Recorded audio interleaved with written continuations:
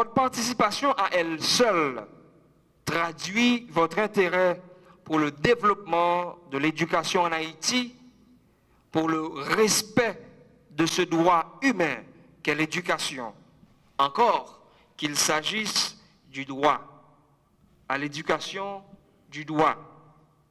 Je voudrais également saluer, féliciter et remercier tous ceux et toutes celles qui ont travaillé pour la mise en place de ce projet.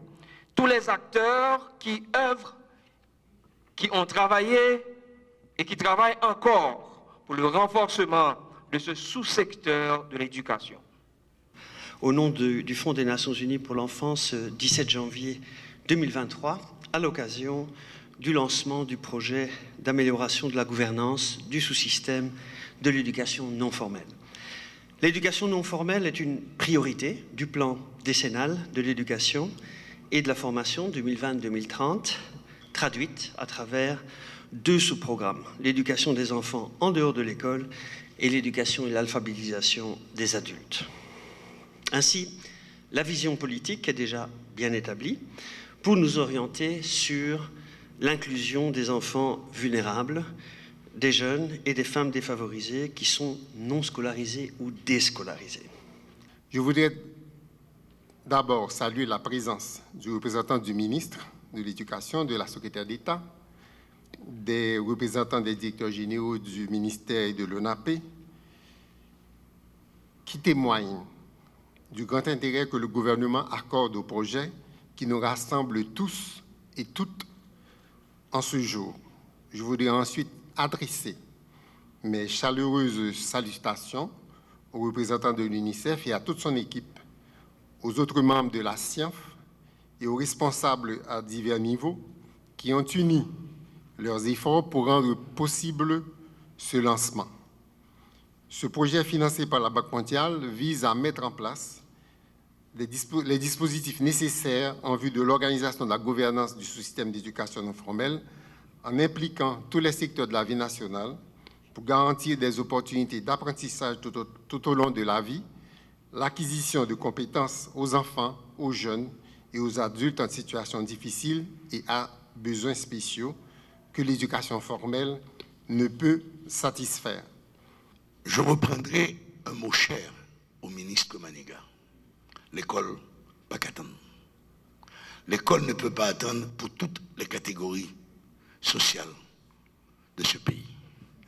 Et l'école, pas qu'attendre surtout pour ceux et celles qui ont été abandonnés par l'État en cours de route. Nous avons une obligation éthique dans le souci que l'éducation est un droit humain, dans le souci que l'éducation est un bien public, dans le souci que l'éducation est une responsabilité publique et partagée, d'offrir des opportunités, ou tout au moins des fenêtres d'opportunités à ceux qui ont été oubliés en cours de route. C'est une obligation éthique.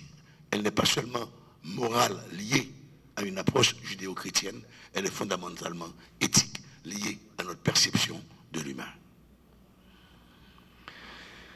L'intérêt du ministère a été réveillé, comme l'a signalé très bien monsieur le représentant de l'UNESCO, par le dynamisme de madame la secrétaire d'État à l'alphabétisation et à l'éducation non formelle, et aussi à l'accompagnement permanent du directeur de l'enseignement fondamental, monsieur Kendi Nicolas, sans oublier l'inusable, mon adorée Renette, qui doit être contente de voir que, enfin, l'éducation non formelle est prise en compte au plus haut niveau du ministère de l'Éducation nationale.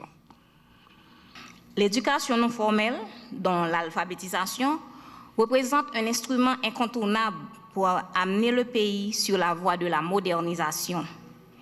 Il n'y a pas de doute que l'environnement social est conditionné par la manière dont la société prévoit l'investissement dans le capital humain et la mise en valeur de ses ressources humaines. Il n'y a pas de doute que l'éducation, en plus d'être un droit, est la clé pour l'avenir du pays. Il n'y a pas de doute que l'éducation non formelle dans la société de l'économie du savoir d'aujourd'hui constitue un élément indispensable pour sortir le pays de la pauvreté et mettre fin à l'exclusion sociale, à la marginalisation des uns et des autres, et permettre à tous et à toutes d'assumer leur citoyenneté active.